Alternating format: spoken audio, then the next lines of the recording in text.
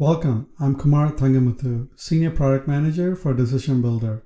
Today we operationalize custom Python code for tasks like one-hot encoding and LLM API calls. We'll start by creating a new Python code file set. Here we paste our custom Python script. The flow handles all variables availability, allowing our script to execute the external API calls to the public LLM. Then we start with the LLM script's input and output variables. We define the risk score and other credit card transaction specific details as input, and the LLM explanation as the required output.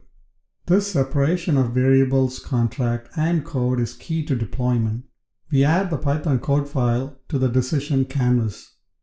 We instantly click Add Missing Variables to ensure the flow recognizes the new LLM explanation output. After a quick validate check, we click Run, select our input data and output location, and execute the job.